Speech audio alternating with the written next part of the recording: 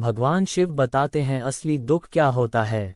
नमस्कार दोस्तों, स्वागत है आपका अपने चैनल ज्ञान अलोंग विद भक्ति पर, जहां मिलते हैं आपको ज्ञानवर्धक, स्पिरिचुअल और मोटिवेशनल वीडियोस। आज हम भगवान शंकर की बड़ी ही अद्भुत कहानी सुनाने जा रही हूं। एक बार भगवान शिव पृथ्वी लोक पर भ्रमण करने के लिए गए तो उन्होंने एक युवक को देखा। वह युवक ईश्वर को दोष देता जा रहा था। वह अपने जीवन से निराश था, दुखी था। ये सब देखकर भगवान शिव एक महात्मा का रूप धारण करके उस युवक को असली दुख के बारे में ज्ञान देते हैं।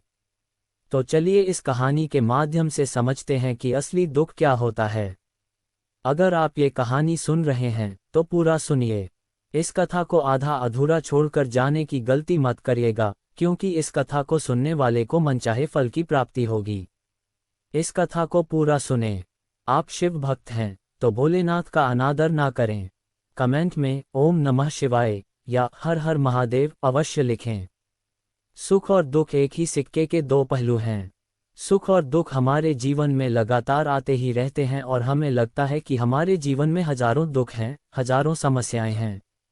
लेकिन अगर आप वास्तविक तौर पर देखें और अगर आप इस बात को अच्छी तरह से समझें तो आप ये समझ पाएंगे कि हमारे जीवन में केवल एक ही दुख होता है, पर उस दुख का निवारण क्या है, हम यही जानने की कोशिश करेंगे इस कहानी के माध्यम से। एक समय की बात है, एक गांव में एक व्यक्ति रहता था। उसका नाम हरिहर था। वह बड़ा आलसी था और अपने जीवन से बहुत निराश था। उसका कारण ये था कि उसने अब तक अपने जीवन में कुछ भी हासिल नहीं किया था। वह कुछ भी नहीं करता था। उसके घरवाले भी इस बात से बहुत परेशान रहते थे। वह चाहते थे कि वह बाहर जाकर कुछ अच्छा काम करे, कोई अच्छी नौकरी करे, लेकिन वह उनकी एक नहीं सुनता था। उसके घरवाले दूसरों का उदाहरण देकर उसे ताने मारते थे, उसे तरह तरह की बातें कहते थे, लेकिन उसे कोई फर्क नहीं पड़ता था। जबकि उसके सारे मित्र कामयाब हो चुके थे, कोई अच्छा व्यापार कर रहा था तो कोई अच्छी नौकरी। जिस कारण जब भी वह लोग मिलते तो वे लोग अपनी बढ़ चढ़कर बढ़ाई किया करते थे।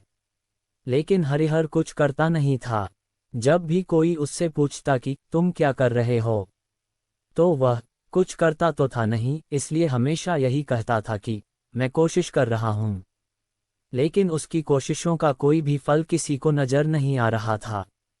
देखते ही देखते ऐसा समय आ गया था कि हरिहर सभी से मुंह छुपाता फिरता था, ताकि कोई उससे यह न पूछ ले कि तुम क्या करते हो। इसलिए वह कभी किसी के सामने नहीं आता था। धीरे धीरे उसका मन दुखी होने लगा। हरिहर अब बहुत निराश रहने लगा था, मानो वह इस धरती पर बोझ हो। इसलिए वह अपने आप को बहुत अकेला महसूस करने लगा।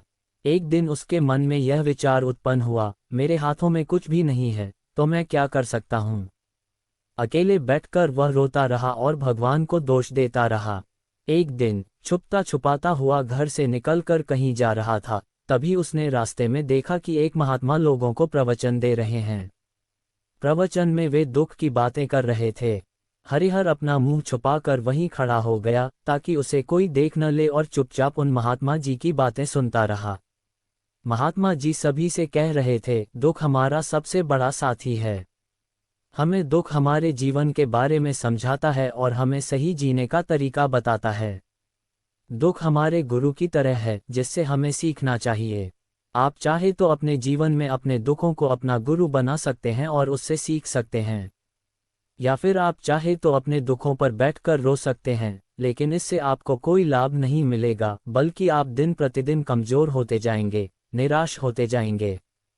हरिहर छुप छुप कर महात्मा जी की बातें सुनता रहा। जैसे ही उपदेश खत्म हुआ, हरिहर महात्मा जी के पास पहुंचा और कहने लगा, हे महात्मा जी, अभी आप कुछ देर पहले दुख को गुरु बता रहे थे। आप कह रहे थे कि दुखों से हमें सीखना चाहिए, उन्हें अपना गुरु बनाना चाहिए। लेकिन मैं भी तो अपने दुखों से परेशान हूँ, अपने जीवन से परेशान हूँ। मैंने अब तक जो दुख झेले हैं, मुझे तो कभी ऐसा प्रतीत नहीं हुआ कि मेरे दुख मुझे कुछ सिखा रहे हैं, बल्कि मुझे तो हमेशा यही लगता है कि वे मुझे पीड़ा दे रहे हैं, तकलीफ दे रहे हैं। और दुख की पीड़ा बहुत भयंकर होती है। ऐसा लगता है जैसे अब इसके बाद हमारा जीवन समाप्त हो जाएगा। इसके बाद हमें कुछ नहीं मिलने वाला। यहाँ तक कि मृत्यु भी उसके सामने कम लगने लगती है। जब लोग ताने मारते हैं, जब लोग ये कहते हैं कि तुम क्या कर रहे हो, तो मन को बहुत ठेस पहुंचती है और मैं उनसे कुछ नहीं कह पाता हूँ। हरिहर की बातें सुनकर महात्मा जी कहते हैं, बेटा तुम्हें क्या दुख है और तुम दुख के बारे में इतनी बातें क्यों कर रहे हो। हरिहर ने अपने ऊपर बीती हुई सारी बातें उन महात्मा जी को बता दी और कहने लगा, हे महात्मा, क्या आपके पास मेरे दुख का कोई समाधान है। हरिहर की बातें सुनकर महात्मा जी मुस्कुराए और कहने लगे, बेटा जब तुम्हारे जीवन में असली दुख आए तब तुम मेरे पास आना, मैं तुम्हारे दुख का समाधान अवश्य बताऊंगा। उन महात्मा जी की बातें सुनकर हरिहर उलझन में पड़ गया।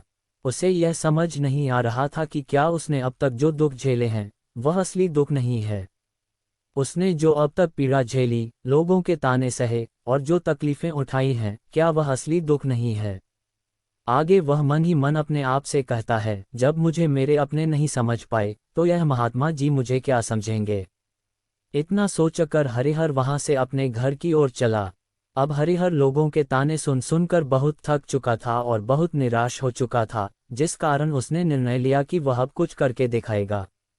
उसने अपने पिता से थोड़ा सा रुपया लिया और उस रुपये से उसने एक व्यापार शुरू किया। उसके पिता बहुत खुश थे कि कम से कम मेरा बेटा कुछ करने का प्रयास तो कर रहा है, लेकिन उसे व्यापार में कोई सफलता नहीं मिल रही थी, जिस कारण वह बहुत ही हताश हो चुका था। वह बहुत निराश हो चुका था। हरिहर को यह समझ नहीं आ रहा था कि वह क्या करे, किस तरह से अपने व्यापार को आगे बढ़ाए। तभी उसके पिता ने उससे कहा, बेटा कोई बात नहीं, इसी तरह से प्रयास करते रहो, आज नहीं तो कल सफलता अवश्य मिलेगी। हरिहर ने अपने पिता की बात मानी। अब वह अपने व्यापार में और भी कड़ी मेहनत करने लगा। धीरे धीरे उसे सफलता मिलने लगी और फिर उसने रफ्तार पकड़ ली। देखते ही देखते केवल 2 साल के अंदर वह एक बहुत बड़ा व्यापारी बन गया। अब उसके पास धन दौलत की कोई कमी नहीं थी। जो लोग हरिहर को पहले नापसंद किया करते थे, वही लोग अब उसे पसंद करते थे, उसकी चिंता करते थे और उसके कार्यों की सराहना करते थे। उसके माता पिता भी अब अपने बेटे से बहुत खुश थे और उसकी सफलता से अत्यंत प्रसन्न थे। धीरे धीरे हरिहर के मित्रों की संख्या लगातार बढ़ती जा रही थी। हरिहर के कुछ मित्रों ने उससे ये भी सलाह दी कि उसे अपना व्यापार और तेजी से बढ़ाना चाहिए। उन्होंने कहा, जब तुम आज केवल इस नगर के सबसे बड़े व्यापारी हो, तब तुम इतना खुश हो। तुम्हारे साथ बहुत सारे लोग हैं। वहीं सोचो कि जब तुम इस राज्य के सबसे बड़े व्यापारी बन जाओगे, तब तुम्हारे यहाँ पर लोगों की भीड़ लग जाएगी। लोग तुमसे मिलने के लिए समय निकालेंगे, यहाँ तक कि इस राज्य का राजा भी तुमसे मिलना चाहेगा और तुम्हारी तारीफ करेगा। और यदि कभी ऐसी जरूरत पड़ी तो वह तुमसे धन भी उधार लेने के लिए अवश्य आएगा। हरिहर को अपने दोस्तों की यह बात बहुत पसंद आई। उसने सोचा, मेरे मित्र सही कह रहे हैं, मुझे अपने व्यापार को और बड़ा करना चाहिए और फैलाना चाहिए, तभी तो हर कोई मेरे बारे में जान सकेगा, हर कोई मुझे पहचान सकेगा। इसके बाद हरिहर ने बिना देरी किए, समय को बिना गवाए, अपने व्यापार में और मेहनत करने लगा। लेकिन अब की बार उसके मन में धैर्य नहीं था, जिस कारण उसने कुछ अनुचित कदम उठाए ताकि उसका व्यापार जल्दी से जल्दी और बड़ा हो जाए। उसने कई लोगों से अधिक मात्रा में धन उधार ले लिया, जिससे उसके ऊपर काफी कर्ज बढ़ चुका था। और इतना ही नहीं, वह यही नहीं रुका, उसने अधिक से अधिक मुनाफा कमाने के चक्कर में अपने माल की गुणवत्ता को भी खराब कर दिया, जिससे अब उसके माल में वह बात नहीं रह गई थी जो पहले हुआ करती थी। लेकिन वह अपने मित्रों की बात सुनता रहा। जैसा उसके मित्र कहते थे, वह वैसा ही करता चला जा रहा था। यहाँ तक कि उसने अपने व्यापार को और भी तेजी से बढ़ाने के लिए अपने दूसरे छोटे व्यापारियों के खिलाफ षड्यंत्र भी रचना शुरू कर दिया, जिस कारण उसके मन में अब पहले जैसा वह सुकून नहीं था। उसे अब रातों को नींद नहीं आती थी। अब उसके मन में केवल एक ही विचार रहता, किस तरह से मेरा व्यापार पूरे राज्य में फैल जाए और मैं इस राज्य का सबसे बड़ा व्यापारी बन जाऊं। इसलिए वह दिन रात केवल इसी मेहनत में लगा रहता कि उसका व्यापार जल्दी से जल्दी और बड़ा हो जाए।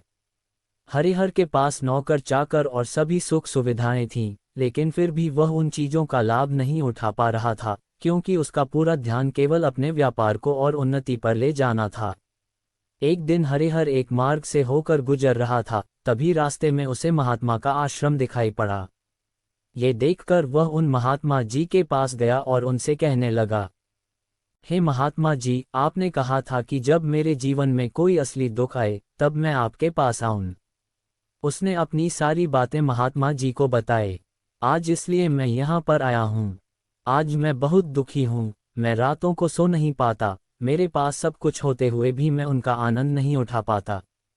महात्मा जी हरिहर से कहते हैं, बेटा, जब तुम पहली बार आए थे तब भी तुम बहुत दुखी थे, लेकिन तब तुमने अपने दुख से क्या सीखा? महात्मा जी की बातें सुनकर हरिहर बोला, हे महात्मा जी, जब मैं अपने जीवन में कुछ नहीं कर पा रहा था तब मैंने अपने दुखों से यही सीखा था कि केवल सोचने मात्र से कुछ नहीं होगा, उसके लिए हमें कुछ करना भी पड़ेगा। और केवल कोई कर्म करना ही सफलता नहीं है, उस कर्म को उसके अंजाम तक पहुंचाना हमें सफल बनाता है। फिर चाहे रास्ता कैसा भी हो, फिर चाहे परिस्थितियां कैसी भी क्यों ना हो, चाहे कितनी ही बाधाएं आपके रास्ते में क्यों ना आएं, चाहे ऐसा क्यों ना लगने लगे कि अब हमारे जीवन में कुछ नहीं बचा, हम कुछ नहीं कर सकते, तब भी हौसला बनाए रखना चाहिए, उम्मीद नहीं छोड़नी चाहिए और अपने कार्य पर डटे रहना चाहिए। ये सोचकर कि जब तक मैं अपने कार्य को सफल नहीं कर लेता, जब तक मैं अपने लक्ष्य तक नहीं पहुंच जाता, तब तक मैं इस कार्य को करता रहूंगा। मैं इस कार्य में अवश्य ही सफल होकर रहूंगा, क्योंकि लोग केवल सफल लोगों को महत्व देते हैं, उनके कर्मों को नहीं। हरिहर की यह सारी बातें सुनकर वह महात्मा जी कहने लगे, बेटा, जब तुम्हारे जीवन में असली दुख आए तब तुम मेरे पास आना, मैं तुम्हारी समस्या का समाधान अवश्य करूंगा। इतना कहकर महात्मा जी वहां से चले गए। हरिहर फिर से उनकी यह बातें सुनकर आश्चर्यचकित रह गया। उसे अभी यह समझ नहीं आ रहा था कि उसने जो तकलीफें अभी तक झेली हैं, क्या यह असली दुख नहीं है। हरिहर के मन में अब एक सवाल उत्पन्न होने लगा कि असली दुख क्या है और इसकी पहचान क्या है, और मुझे कैसे पता चलेगा कि इस समय मैं असली दुख में हूँ। लेकिन उसने कुछ नहीं कहा। तभी वह महात्मा हरिहर के पास एक बड़ा सा घड़ा लेकर पहुंच जाते हैं। उस घड़े के अंदर सोने के सिक्के थे। उस घड़े को देते हुए वह महात्मा हरिहर से कहते हैं, बेटा, तुम इसे उस पेड़ के नीचे मिट्टी में दबा, क्योंकि यह किसी काम का नहीं है। जब मुझे इसकी जरूरत पड़ेगी तब मैं वहां से खोदकर इसे निकाल लूंगा, लेकिन अभी के लिए इसे वहां पर मिट्टी के नीचे दबा दो। हरिहर ने महात्मा जी की बात मान ली और वह घड़ा मिट्टी में दबा दिया। इतना सब करके हरिहर उन महात्मा जी को प्रणाम करता है और वहां से वापस अपने घर की ओर लौट जाता है। धीरे धीरे समय बीतता गया। समय के साथ साथ हरिहर व्यापार में और भी ज्यादा उन्नति कर चुका था, लेकिन माल की गुणवत्ता अच्छी न होने के कारण अब उसके व्यापार में घाटा होने लगा और धीरे धीरे ऐसा समय आया कि उसका व्यापार पूरी तरह से चौपट हो गया। अब उसके पास कुछ नहीं बचा था। हरिहर ने अपने दोस्तों से जो कर्ज लिए थे वह कर्ज भी उसे चुकाने थे, लेकिन हरिहर यह सोचकर निश्चिंत था कि उसने वह कर्ज अपने मित्रों से लिए हैं, जिस कारण वह उन्हें लौटाने में थोड़ी देर अवश्य कर सकता है। वह तो ये सोच रहा था कि उसके मित्र उसका बुरे समय पर साथ देंगे, लेकिन सबसे पहले उसके मित्र ही उससे अपना कर्ज वापस लौटाने की मांग करने लगे। तब हरिहर को एहसास हुआ कि कोई भी अपना नहीं है। उसने अपने मित्रों से उस कर्ज को लौटाने के लिए थोड़ी सी मोहलत मांगी, लेकिन हरिहर के किसी भी मित्र ने उसे कर्ज को लौटाने के लिए मोहलत नहीं दी, बल्कि वे लोग उसे जान से मारने की धमकी देने लगे। अपने मित्रों के मुंह से ये सब सुनकर हरिहर बहुत ही आश्चर्यचकित रह गया। वह जो कुछ सोच रहा था उसके साथ सब कुछ उल्टा हो रहा था। व्यापार के चलते उसके बहुत मित्र और शुभचिंतक बने थे, पर वह सब उससे दूर जाने लगे थे। हर कोई उससे पीछा छुड़ाना चाहता था, कोई भी उसका साथ नहीं देना चाहता था। धीरे धीरे उसकी सारी संपत्ति नीलाम हो गई। अब उसके पास कुछ नहीं बचा था। वह सड़क पर आ चुका था। एक दिन हरिहर ने अपने पिताजी से कहा, पिताजी, मेरी मदद कीजिए, मेरे ऊपर बहुत कर्ज है, मुझे उसे लौटाना है, कृपा करके मुझे थोड़ा सा धन दे दीजिए। इस पर हरिहर के पिता ने हरिहर से कहा, बेटा, मेरे पास यही एक छोटा सा घर है, अगर यह अभी मैं तुम्हें दे दूं तो मैं और तुम्हारी माँ कहाँ रहेंगे, हमें भी दर दर की ठोकरें खानी पड़ेगी। ले देकर अब हमारे पास केवल यही संपत्ति बची है, इसलिए मैं तुमसे क्षमा मांगता हूँ। अपने माता पिता के मुख से ये सुनकर हरिहर चुपचाप वहां से चला आया और मन ही मन वह सोच रहा था कि मेरे पास अब कुछ नहीं बचा है। मेरे पास जो कुछ था वह सब कुछ तो लूट चुका। मेरा सब कुछ तो अब बर्बाद हो चुका है। भला अब मैं जीकर भी क्या करूंगा। अब मेरे पास केवल एक ही रास्ता है जिससे मैं अपने कर्जदार से अपना पीछा छुड़ा सकता हूं। ये सोचता हुआ वह एक ऊंची पहाड़ी की ओर पहुंचा। वह पहाड़ी पर चढ़ने ही वाला था कि तभी उसे याद आया कि उन महात्मा जी ने कहा था कि जब तुम पर असली दुख आए तभी तुम मेरे पास आना। ये सोचकर हरिहर के मन में एक बार फिर उम्मीद की लहर दौड़ पड़ी। हरिहर दौड़ता हुआ उन महात्मा जी के पास पहुंचा और हरिहर ने उन्हें प्रणाम करके अपने ऊपर बीती हुई हर एक बात उन्हें बता दी और कहने लगा, हे महात्मा, आपने कहा था कि जब मेरे ऊपर असली दुख आए तब आप उसका समाधान अवश्य करेंगे। तभी वह महात्मा जी हरिहर की इस बात को सुनकर मुस्कुराने लगे और कहते हैं, बेटा, कहाँ है असली दुख? जब तुम्हारे जीवन में असली दुख आएगा तो मैं उसका समाधान अवश्य करूंगा। उन महात्मा जी के मुख से ये सुनकर हरिहर के सब्र का बांध टूट गया और हरिहर ने उन महात्मा जी से कहा, क्या मैंने आज तक जो भी दुख झेला है, जो भी तकलीफ झेली है, क्या ये दुख नहीं है? क्या इसे दुख नहीं कहते? तभी वह महात्मा हरिहर से कहते हैं, बेटा, पहले तुम मुझे ये बताओ कि तुमने अपने दुख से क्या सीखा है। इसका जवाब देते हुए हरिहर उन महात्मा से कहता है, हे महात्मा, मैंने तो यही सीखा है कि जो लोग तुम्हारी तरक्की में तुम्हारा पीछा करते हैं वे लोग अवश्य ही तुम्हें धोखा देंगे, क्योंकि ऐसे लोग बुरे समय पर तुम्हारा साथ नहीं देने वाले बल्कि तुम्हारा फायदा उठाने का ही प्रयास करेंगे। इसलिए ऐसे लोगों पर भरोसा न करें, बल्कि जो लोग तुम्हारी असफलता के समय पर, तुम्हारे बुरे समय पर तुम्हारे साथ खड़े हैं, वही तुम्हारे असली मित्र हैं और वही तुम्हारे साथ रहते हैं। और ऐसे लोग तुम्हें बहुत कम मिलते हैं। जिन्हें भी ऐसे लोग मिलते हैं उन्हें हमेशा उनकी कद्र करनी चाहिए। जब तुम कोई कार्य कर रहे हो तो उसे पूरी ईमानदारी से करो, धैर्य रखो, लालच ना करो, क्योंकि ऐसा करने से तुम्हारे साथ ही बुरा होगा और तुम हमेशा नुकसान में रहोगे। हरिहर की यह सारी बातें सुनकर महात्मा उसे उस घड़े के पास ले गए जहां उस घड़े को उन्होंने मिट्टी में दबाया था। उन्होंने गड्ढा खोदा। वह घड़ा हरिहर के हाथ में थमाते हुए महात्मा जी ने हरिहर से कहा, ये लो, अभी इससे तुम अपना काम चला लो, और जब तुम्हारे जीवन में असली दुख आए तब तुम मेरे पास आना, मैं उसका समाधान अवश्य करूंगा। हरिहर महात्मा जी की बात सुनकर बड़ी अचरज में पड़ गया। उसे यह समझ नहीं आ रहा था कि आखिर यह असली दुख क्या है।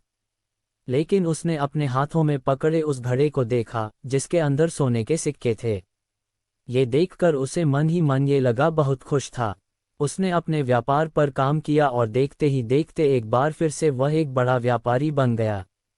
लेकिन अब की बार वह बहुत खुश था, क्योंकि इस बार उसने कोई लालच नहीं किया, ना ही किसी के लिए षड्यंत्र रचा, बल्कि उसने पूरी ईमानदारी और मेहनत के साथ अपने व्यापार पर काम किया।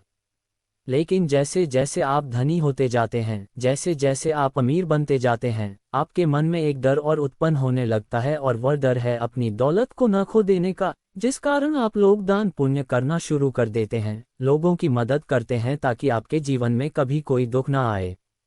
लेकिन ये जीवन सुख और दुख का संगम है, जिस कारण हर किसी को सुख और दुख से होकर गुजरना ही पड़ता है। इसी वजह से एक बार फिर से हरिहर के जीवन में एक और दुख का आगमन हुआ। अब की बार उसके माता और पिता दोनों की मृत्यु हो गई।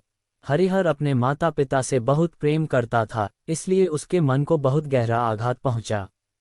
जब आखिरी बार वह उन्हें देख रहा था तो उसके मन में हजारों सवाल उत्पन्न होने लगे।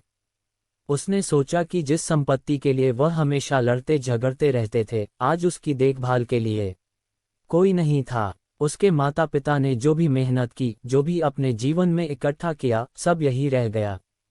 लेकिन अब सब कुछ खत्म हो चुका था। हरिहर का मन अब बहुत बेचैन हो रहा था। उसके मन में हजारों सवाल उत्पन्न हो रहे थे और वह अपने आप को बहुत अकेला महसूस कर रहा था। उसे बहुत खाली समय महसूस हो रहा था। उसने इधर उधर देखा, लेकिन उसे कुछ समझ नहीं आया। तभी उसे उन महात्मा जी की याद आई। वह तुरंत ही भागा और उन महात्मा के पास पहुंचा। उसे देखते ही उन महात्मा ने हरिहर से पूछा, क्या बात है बेटा, कोई फिर से दुख आ पड़ा है क्या? तभी हरिहर ने कहा, नहीं, गुरुदेव, अब तो सब ठीक है, लेकिन आज मेरे माता पिता की मृत्यु हो गई और मैं बहुत अकेला महसूस कर रहा हूँ। मैं बहुत दुखी महसूस कर रहा हूँ। महात्मा जी हरिहर से कहते हैं, बेटा, इसमें दुखी होने वाली क्या बात है? ये तो जीवन है। यहाँ पर कोई भी रहने नहीं आया और ना ही कोई रहेगा। हम सब एक न एक दिन मृत्यु को प्राप्त हो ही जाएंगे और मृत्यु कब आएगी, ये किसी को नहीं पता। हो सकता है कि तुम्हारी मृत्यु कल ही हो जाए। मैं तो अभी जवान हूँ और मुझे तो अभी अपनी पूरी उम्र जीना है। मैं तो कुछ करना चाहता हूँ और आप कह रहे हैं कि मैं कभी भी मृत्यु को प्राप्त हो सकता हूँ। मृत्यु कभी किसी की उम्र देखकर नहीं आती और ना ही किसी को बताकर आती है। सारी बातें सुनकर हरिहर और भी ज्यादा बेचैन हो गया और वह चुपचाप वहां से चला आया। उसके मन का वह खालीपन वैसे ही था। हरिहर अपने आप को बहुत अकेला महसूस कर रहा था। उसके बाद से उसका मन अपने व्यापार में भी नहीं लग रहा था। जब भी वह कोई कार्य करने लगता तो उसके मन में बहुत सारे प्रश्न उठने लगते कि वह क्या कर रहा है, क्यों कर रहा है और उसने इस कार्य को क्यों किया। उसके मन में अब एक और प्रश्न उत्पन्न होने लगा था कि क्या हम यहाँ पर केवल इसीलिए आते हैं कि इस जीवन को भोगे और एक दिन मृत्यु को प्राप्त हो जाए? जीवन का असली मतलब क्या है? उसने कई विद्वानों से पूछा, अपनी तरफ से जो मुमकिन हो सकता था खोजबीन की, लेकिन उसे कोई संतोषजनक जवाब नहीं मिल पा रहा था। और जब उसे कोई जवाब नहीं मिला तो उसका दुख और भी बढ़ गया, जिस कारण उसके मन की बेचैनी और भी बढ़ चुकी थी और उसे यह समझ नहीं आ रहा था कि वह क्या करें, कहाँ जाएं, किससे पूछें। तभी उसे फिर से उन महात्मा जी की याद आई। हरिहर फिर से उन महात्मा जी के पास पहुंचा और उसने अपने मन की सारी बातें उन महात्मा जी को बताई। महात्मा जी हरिहर से कहते हैं, बेटा, आज पहली बार तुम्हारे जीवन में असली दुख उत्पन्न हुआ है, जिसे हम दुख कह सकते हैं। जो दुख कहलाने लायक है वह है हमें पता ही नहीं कि हम क्या कर रहे हैं, कहाँ जा रहे हैं, क्यों जा रहे हैं। वह कौन है, क्या है, क्यों है, हम क्या करना चाहते हैं। तभी हरिहर उन महात्मा से कहता है, हे महात्मा जी, आप मेरे इस दुख का निवारण कीजिए। महात्मा जी हरिहर से कहते हैं, हम सबके अंदर क्रोध, लालच, लोभ जैसी कई वासनाएं हमारे अंदर घर करके बैठ जाती हैं, जिस कारण हम अपने जीवन को टुकड़ों में जीते हैं और हमारी चेतना कभी एक नहीं हो पाती। हम कभी एक जगह सोच नहीं पाते, समझ नहीं पाते और हमारी ऊर्जा शक्ति भी पूरी तरह छिन्न भिन्न हो जाती है। और आजकल के इस दौर में हमारे पास तो इतना भी समय नहीं है कि हम एक पल निकालकर अपने आप को देख सकें, अपने आप को समझ सकें। वास्तव में हर कोई यहाँ पर अपने जीवन भर केवल दुख दुख कहकर चिल्लाता रहता है, उसका समाधान निकालने का हर मुमकिन प्रयास करता है। लेकिन जिसे हम दुख समझते हैं वह तो दुख है ही नहीं, तो इसका समाधान आपको कहाँ से मिलेगा?